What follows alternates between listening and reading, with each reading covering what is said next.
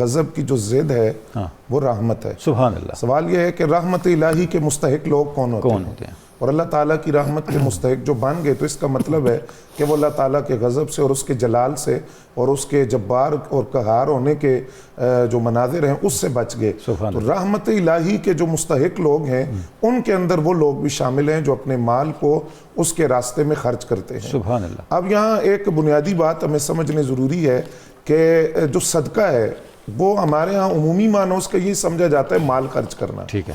لیکن صدقہ کو جو معنی ہے وہ بڑا وسیع مفہوم رکھتا ہے. یہ بڑا اچھا پہلو آپ نے پوائنٹ آؤٹ کیا کہ عام طور پہ یہ بھی ایک بڑا مغالطہ ہے.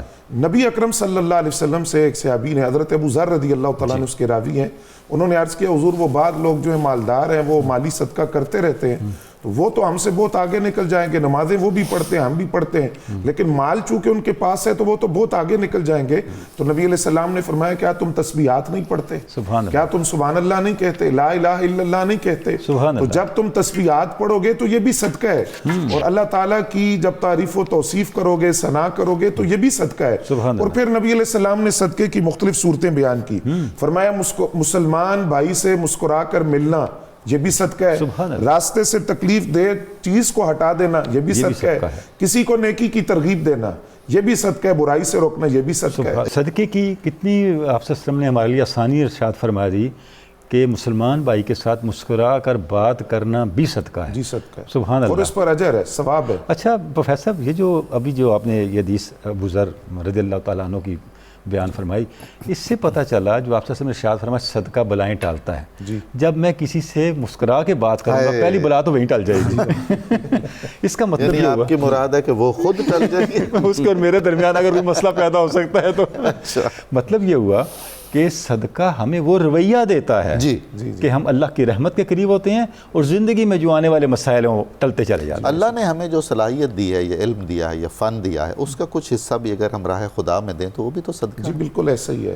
یعنی صدقہ ہر وہ چیز جس کے ساتھ مخلوق خدا کی منفعت یا فائدہ وابستہ ہے اور اس کو فائدہ پہنچ سکتا ہے وہ صدقہ ہے, اس پر ثواب ہے. یعنی یہاں تک فرمایا کہ اگر راستہ بھول جائے راستہ بتا دو یہ بھی صدقہ ہے. اور اس میں حضرت عبداللہ ابن عباس رضی اللہ تعالیٰ عنہ مسجد نبوی شریف میں اعتکاف بیٹھے ہوئے, ایک آدمی کو پریشان حال آپ نے دیکھا تو آپ نے فرمایا کیوں پریشان ہو؟ اس نے کہا فلاں آدمی سے میرا کوئی مسئلہ ہے. آپ نے فرمایا اگر میں ساتھ چلا جاؤں تو مسئلہ حل ہو جائے گا. اس نے کہا آپ چلے جائیں, آپ خاندان رسول سے ہیں, نبی علیہ السلام کے چچا زاد ہیں. آپ جب جوتے پہننے لگے تو اس نے یاد کروایا کہ آپ اعتکاف بیٹھے ہوئے ہیں, آپ رونے لگ گئے.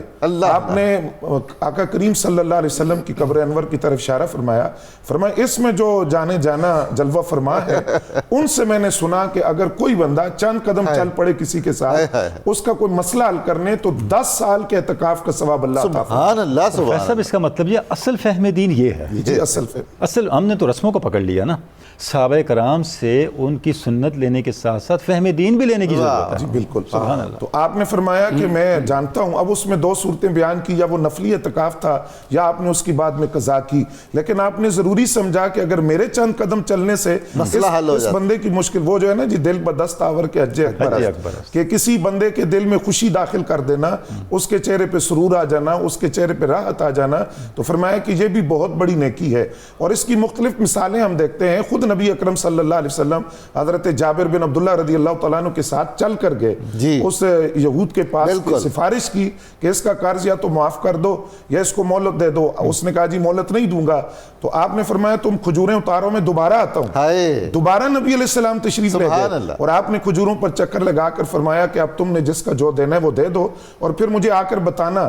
وہ واپس آئے, انہوں نے عرض کیا حضور جس کو جو دینا تھا دے دیا, کھجوریں اسی طرح پڑی ہوئی ہیں. جس پر حضرت فاروق اعظم رضی اللہ تعالیٰ عنہ نے فرمایا تھا کہ سرکار جب چلے تھے تو مجھے پتا تھا کہ قرض بھی ادا ہوگا اور جو غلہ ہے وہ اسی طرح موجود رہے گا.